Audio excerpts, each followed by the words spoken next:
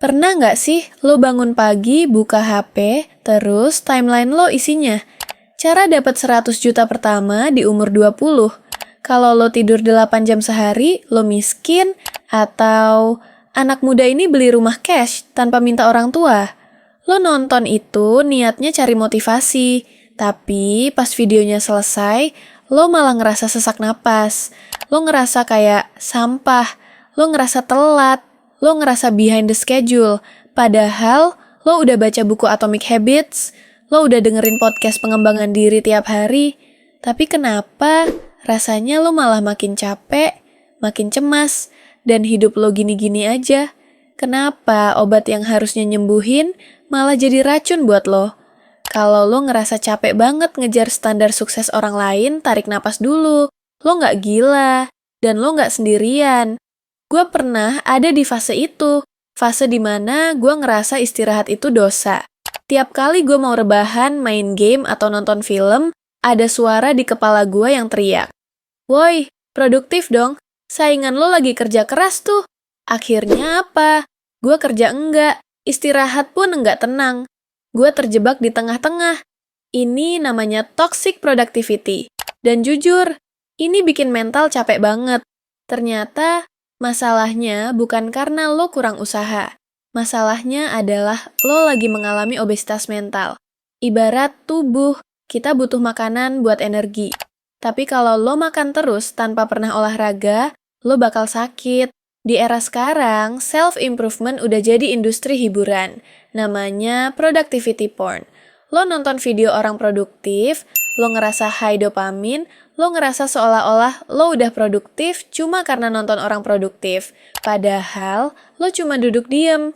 Otak lo penuh sama teori, morning routine ala CEO, tapi nggak ada satupun yang lo lakuin karena lo lumpuh karena kebanyakan mikir.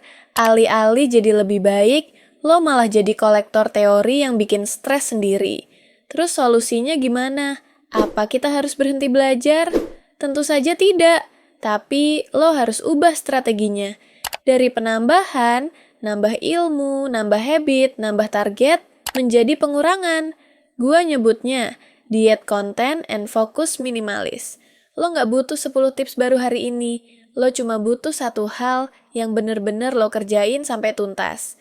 Berhenti nyari rahasia sukses di luar sana, rahasianya udah lo tahu semua. Kuncinya cuma konsistensi yang sangat ngebosenin. Gue mau lo lakuin ini sekarang buat nyelamatin mental lo. Pertama, unfollow racun motivasi. Cek di sosmed lo, kalau ada akun motivasi atau influencer yang tiap lo lihat postingannya malah bikin lo ngerasa insecure dan rendah diri, unfollow atau mute. Lo nggak butuh diingetin kalau lo miskin tiap 5 menit sekali. Sisain akun yang bener-bener ngasih tutorial teknis, bukan cuma pamer hasil. Kedua, terapin pendekatan just do it. Lupain daftar tugas panjang yang banyak banget itu. Setiap pagi pas bangun tidur, cukup tanya ke diri sendiri. Apa satu hal aja yang kalau gue selesain hari ini, gue bakal ngerasa puas dan bangga.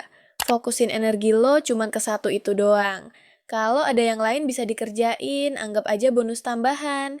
Cara ini bakal bantu bangun lagi rasa percaya diri lo secara perlahan tanpa bikin overwhelmed. 3. Izinkan diri lo bosan. Berhenti nyumpel kuping, pakai podcast pas lagi di motor atau lagi nyuci piring. Biarin otak lo kosong sejenak. Ide-ide brilian itu muncul pas lo lagi bengong, bukan pas lo lagi dijejelin informasi. Self-improvement itu tujuannya biar lo bahagia dan berkembang. Bukan biar lo menderita ngejar validasi orang lain. Nggak apa-apa kalau lo belum jadi miliarder di umur 25. Nggak apa-apa kalau jalan lo pelan, asal lo nggak berhenti. Hidup itu maraton, bukan lari sprint. Kalau lo lari kenceng di awal tapi pingsan di tengah jalan, buat apa? Mending jalan santai, tapi sampai garis finish. Sekarang, coba tulis di kolom komentar. Apa satu kebiasaan produktif yang justru bikin lo stres, yang mau lo buang mulai hari ini? Curhat aja di kolom komentar, kita ngobrol bareng-bareng. Jangan lupa subscribe kalau lo mau konten yang nemenin proses lo, bukan ngehakimin lo. Take a break sob, lo berhak istirahat.